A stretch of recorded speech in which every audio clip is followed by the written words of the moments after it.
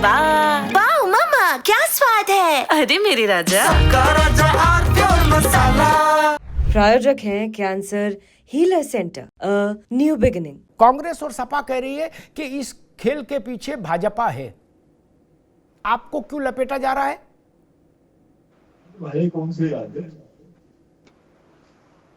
रत्नाकर सिंह जी जी जी अमिताभ जी, देखिए सबसे पहले तो कोई भी राजनीतिक घटनाक्रम होता है तो समाजवादी पार्टी, कांग्रेस पार्टी निश्चित रूप से सत्ताधारी पार्टी के ऊपर उंगली उठाने की कोशिश करते हैं और उसी के क्रम में किया हुआ यह काम है। लेकिन हमारा ये मानना है भारतीय जनता पार्टी का कि कोई भी पार्टी है, जैसा कि आप भी जानते हैं कि आगामी 2026 में पंचायत का भी चुनाव है, 2027 में विधानसभा का चुनाव है, तो इसको मद्देनजर रखते हुए पार्टियां अपने संगठन में एक मिनट रत्नाकर सिंह, एक मिनट रुकिए। एक नई खबर आ रही है। मैंने कहा था बहन जी चौंकाने के लिए जानी जाती हैं, जिसके अगले कदम का अंदाज आदमी लगा ले वो मायावती नहीं हो सकती। नावेद शुको, मैं आपके पास आऊंगा। अभी ताजी खबर ये आई है कि मायावती जी ने आकाश आनंद को पार्टी से भी निकाल दिया। कल पदों से हटाया था, आज पार्टी से भी निकाल दिया, बोले चलो बाहर। नावेद शुको जी, जो गति अशोक सिद्धार्थ की ससुर की सो दामाद की, दोनों को बाहर कर दिया, गेट में ताला डाल लिया। नावेद शुको, बहुत बड़ी खबर है और इस बात में कोई शक नहीं है। जो बात आपने बताया, मायावती की जो शक्ति और उनकी खूबियों की बातें आपने कही, वो बिल्कुल सही है। पूरा देश जानता है उनके अंदर बहुत सारी खूबियां हैं, लेकिन एक कमजोरी भी हमेशा से रही है। जब वो सत्ता में भी रही तो उनको शक, शुबा और एक अविश्वास की भावना उनके अंदर रही। जब वो मुख्यमंत्री थी तो अपने अधिकारियों पर पूरा विश्वास नहीं करती थी, उनकी भी निगरानी करती थी, अपने मंत्रियों की, अपने कैडर की, अपने तमाम लोगों की। उनके अंदर एक असुरक्षा की भावना, एक अविश्वास की भावना, एक कमजोरी के तौर पे हमेशा से थी, जो अब बढ़ गई है। क्योंकि जब शरीर कमजोर होता है, पार्टी कमजोर होती है, प्रतिरोधक क्षमता कमजोर होती है, तो बीमारियां और साजिशें ज्यादा होने लगती हैं। उनको ये लग रहा है, जो आपने कहा कि उनको ये लग रहा था कि उनकी पार्टी में उनके समधी यानी आकाश के ससुर के साथ में कोई ऐसा शक्ति का केंद्र तो नहीं बन रहा है। वो बिल्कुल आपकी बात सही है, यही बात अंदर से निकल के आ रही है कि उनको लग रहा है, और सिर्फ एक शक्ति का केंद्र नहीं बन रहा था। जो बसपाइयों से हमें सोर्स से पता चला है, एक मुद्दे को लेकर एक शक्ति का केंद्र बन रहा था कि बहन जी को हम सब मिलकर राजी करेंगे कि गठबंधन में आ जाओ। बिना गठबंधन के बिल्कुल सारी दुकान बंद हो जाएगी, सारे शटर गिर जाएंगे, जीरो पे जनाधार आ जाएगा, जैसा कि लग रहा है। आज भारतीय जनता पार्टी भारत की नहीं, दुनिया की सबसे शक्तिशाली पार्टी है, सबसे बड़ा जनाधार है। लेकिन आज गठबंधन की राजनीति के मौसम में वो भी गठबंधन की राजनीति का धर्म निभा रही है। भारत में बिना गठबंधन के फिलहाल जो मौसम चल रहा है, बिना गठबंधन के कोई सरवाइव नहीं कर सकता है अकेले बूते पर।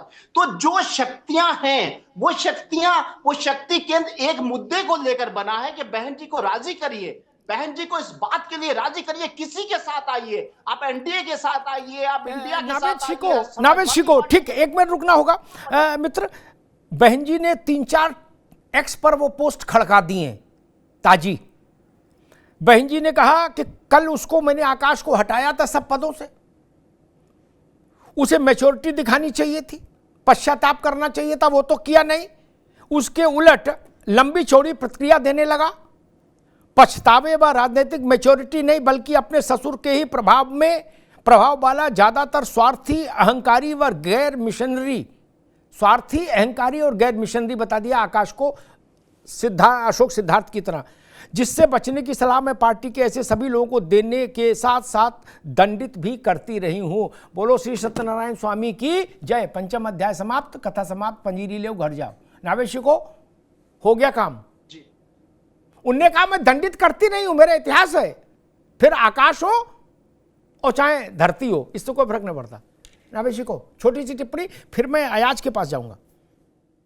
साफ तौर से पार्टी टूटने का माहौल बन रहा है, इस बात में कोई शक नहीं है कि बहन जी के खिलाफ एक माहौल है। जो बचा कुचा उनका जनाधार है, खास तौर से वारिस तो अब यही रहेंगे। 100 बार ट्वीट भी अगर कर दे तो आकाश के अलावा बसपा का कोई वारिस ही नहीं है, क्योंकि आनंद जो उनके भाई हैं वो अस्वस्थ हैं, काफी दिनों से अस्वस्थ हैं, और भी उनके परिवार का कोई चेहरा प्रोजेक्ट नहीं हुआ है। अगर घरेलू और सामाजिक तौर से और पारिवारिक तौर की राजनीति की बात की जाए तो आकाश तो अब हो ही गए हैं। और आकाश भी अब बहुत लंबे रेस के घोड़े साबित होंगे और दूरगामी परिणाम ठीक है नवेद भाई, रुकना होगा।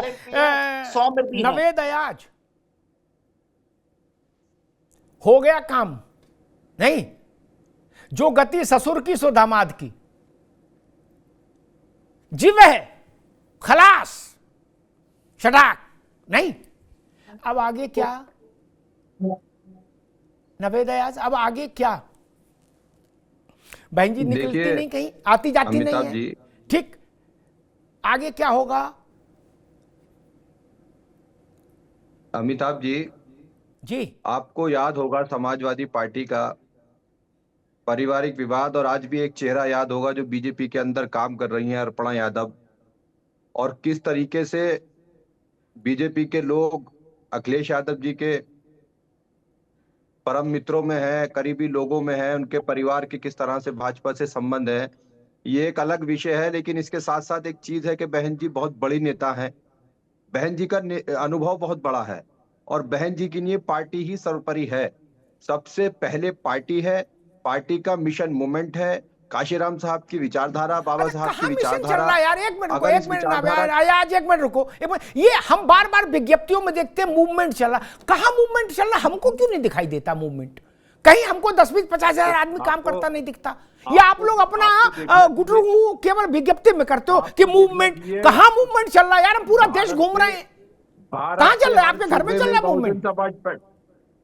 देखिए, भारत के हर सूबे में बहन जी वोट लेती रही हैं। उत्तर प्रदेश जैसे सूबे में बहन जी 4-4 बार सीएम पर रही हैं। बहन जी किस तरह से कैडराइज होकर काशीराम साहब के पदचिन्हों पर चलते हुए बहुजन समाज पार्टी को 4-4 बार सत्ता का अनुभव कराकर लाई हैं, ये तो आपने भली भांति देखा है। अब रहा कि आज के हालात में क्या चीजें हैं। आज के हालात में भी बहुजन मिशन के लिए सबसे बड़ा अनुभव बहन जी है, बहुजन समाज के लिए सबसे बड़ा अनुभव बहन जी है, बहुजन समाज पार्टी के लिए सबसे जरूरी नावेद भाई, जो फैसले हैं, जो कड़े फैसले हैं, आपकी सारी बात को एक मिनट नावेद भाई, अब रुकना होगा। मैं आपकी सारी बात को एक लाइन में दोबारा से कह देता हूं ताकि सनत रहे कि आप आधा घंटा भी बोलोगे तो आप कहना एक पंक्ति चाहते हैं, वो है बहन जी सबसे बड़ी नेता है, बात खत्म। ओके, अब आगे चलें तो बहस आगे भी जा पाए, ठीक। और आपके लिए कहना ये भी ठीक ही है, जो ऐसा नहीं कहे वो 12 के भाव बिक गए बसपा में, बाहर रो रहे हैं खड़े, बोले दे दाता के नाम तुझको अल्लाह रखे राम। क्या हम मायावती जी को आज से थोड़े नहीं जान रहे भाई साहब? उनने, नावेद को याद होगा, अच्छे अच्छे जो लोग मायावती के और कांशीराम के बाद नंबर 3 और 4 माने जाते थे, उनने उन सबको कटोरा पकड़ा दिया, बोले भगा उनको।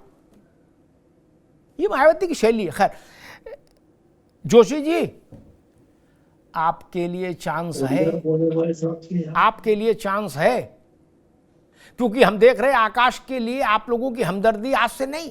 जब बहन जी ने पहली बार आकाश को हटाया था तब भी आप लोगों ने आकाश के समर्थन में आकाश तुम संघर्ष करो, हम तुम्हारे साथ हैं टाइप का माहौल बनाया था। अब खाली भी हो गए आकाश, क्या कुछ बात बन सकती है जोशी जी? देखिए अमिताभ जी, आज जब से ये प्रोग्राम आपका शुरू हुआ है, आदरणीय बहन जी की 40 मैं सुन रहा था आपके मुख से, अच्छी बात है, सुननी भी चाहिए। लेकिन जिस परिप्रेक्ष्य में आज आपने ये बुलाने का काम करा मुझे, उसी में मैं रहना चाहूंगा। और मैं ये कहना चाहूंगा, जो आपने कहा था एक बात, उससे मैं सहमत हूँ। और वो आपने कहा था कि आदरणीय बहन जी ने अपने राजनीतिक स्वभाव को नहीं बदला है, और ये बात हम देख पाते हैं, ये बात में आपकी सत्या है। 2014 में 0 थी बहन जी लोकसभा में, 19 में समाजवादी पार्टी के सहयोग से 10 सांसद थी, और 2024 में अलग लड़के फिर 0 हो गई है। उन्होंने अपने स्वभाव को नहीं बदला, इस बात की मैं आपकी तारीफ करता हूँ, इस बात की आपकी पुष्टि करता हूँ। पहला विषय। दूसरा, ये बहुजन समाज पार्टी का एक अपना पार्टी का मामला है, वो किसको अध्यक्ष बनाए। और एक चीज तो उनको वरदान मिल ही गया है आदरणीय बहन जी को, जितना मेरा राजनीति शास्त्र का अनुभव है, उनको एक चीज का मिल गया है कि वो कब किसको मैच्योरिटी का सर्टिफिकेट दे दे और कब छीन ले और कब फिर दोबारा दे दे। ये प्रभु की अपार कृपा हुई है जब से वो सत्ता से हटी हैं। ये उन पर विशेष कृपा ईश्वर की हो रही है कि वो कब किसको सर्टिफिकेट दे दे, मैच्योरिटी का कब छीन ले कब दे दे। ये उनको एक विशेष वरदान प्रभु के द्वारा मिल गया है। अब आता हूं मैं आज के विषय पे। देखिए, जैसा हमारे नेता माननीय शिवपाल जी ने भी कहा है अभी कि भारतीय जनता पार्टी से पूछिए या बसपा से पूछिए, और देश और प्रदेश उस राजनीति को समझता है। उस पर ज्यादा चर्चा पे जाके फायदा नहीं, क्योंकि जनता जानती है और उस हिसाब से उनको परिणाम भी दिया है। चाहे विधानसभा में हो चाहे लोकसभा में हो, उनको उसका परिणाम भी जनता ने देने का काम करा है। हम लोग तो पीडीए की लड़ाई में व्यस्त हैं, पिछड़ा दलित अल्पसंख्यक ठीक है समाज, जोशी जी, हम ठीक लोग है। उसमें आगे बढ़ने का काम जी, करेंगे। हमारा ठीक। विषय नहीं है कि बसपा ठीक है, किसको बना दे किसको ना। ठीक है जोशी जी, ठीक है। ये बात जोशी जी की ठीक नहीं है कि हम केवल पीडीए में व्यस्त हैं। पीडीए में भी व्यस्त होंगे, जिसे बसपा हमेशा कहती कि हम मूवमेंट में व्यस्त हैं। अब मूवमेंट कहाँ चल रहा है ये कोई नहीं देख पाया आज तक। क्या ये बसपा में जिससे पूछो, छोटे से लेके बड़े तक, बहन जी तक, बोले मूवमेंट कहाँ चल रहा, मूवमेंट पता ही नहीं, अंधेरे में चल रहा, उजारे में चल रहा। वैसे बसपा सपा को सवाल करो, बोले पीडीए क्या हो रहा है, पीडीए पे पता नहीं लग रहा अभी, लेकिन पीडीए ठीक, ओके मान लेते हैं, अभी नहीं जाएंगे जोशी जी बाद में। लेकिन दूसरी बात है, आकाश आनंद के सम्मान में जो जोशी जी अभी पल्ला झाड़ रहे कि हमसे क्या लेना देना, हम तो पीडीए में बसते नहीं। आकाश को जब पहली बार बहन जी ने दंडित किया था तो सपाई खुल के आकाश के सम्मान में आए थे, खुल के, बड़े बड़े नेता, प्रवक्ता नहीं, बड़े बड़े नेता भाई। और उन्होंने कहा था कि आकाश को आगे बढ़ना चाहिए, लोकसभा में प्रचार जारी रखना चाहिए चुनाव में। इवन अखिलेश जी, बाकी वक्ता प्रवक्ता छोड़ दो, अखिलेश जी खुद। इसका मतलब आकाश से आपका कुछ तो दिल मिल ही रहा था, नहीं कुछ तो दिल मिल रहा होगा, वरना अखिलेश जी से लेके और नीचे तक सब लोग आकाश के समर्थन में क्यों उतरे थे? कोई तो रिश्ता रहा होगा। नावेद गलत तो नहीं किया मैंने? इसीलिए मैंने पूछ लिया कि अब आकाश खाली हो गए, अब क्या आगे इरादा है। इसका पीडीए से कोई वास्ता नहीं भाई जोशी जी, वो अलग मसला है। वो वैसा ही है जैसे बीएसपी 24 घंटे कहती मूवमेंट पे लगे हैं क्या। अब मुझे सब लोग अपने अपने घर में मिलते आराम करते हुए, मूवमेंट कौन चला रहा है यही नहीं आज तक पता। बीएसपी के किसी नेता को आपने देखा कि धूल फांकता हुआ कहीं जा रहा है? नहीं,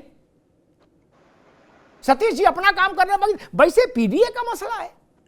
लेकिन आकाश आनंद चूंकि सपा के चहेते रहे हैं, सपा को उनमें हमने देखा था एक ट्वीट अखिलेश जी का, उस समय उन्होंने आकाश को संभावनाओं से भरा युवा नेता, और बहुत अच्छी अच्छी बातें अखिलेश जी ने कही थी आकाश के लिए। इसलिए मैंने जोशी जी पूछ दिया कि आपका कुछ रिश्ता तो है उससे, नौजवान से। इसीलिए मुझे लगा कि भाई अब तो खाली हो गया है, तो शायद अब आप कहो कि अब आजा बेटा, हम खोल देते हैं दरवाजा, इसलिए पूछा था। बाकी आप पीडीए में है, ठीक है, अच्छी बात है। रत्नाकर जी, क्या बसपा के इस पारिवारिक संघर्ष में, पारिवारिक महाभारत में, जैसा आपके विपक्षी दल आरोप लगा रहे हैं कि भाजपा की भूमिका है, शिवपाल भी कह रहे हैं और उदित राज भी कह रहे हैं, ठीक, एक तो ये, और दूसरा ऐसा क्यों कह रहे हैं?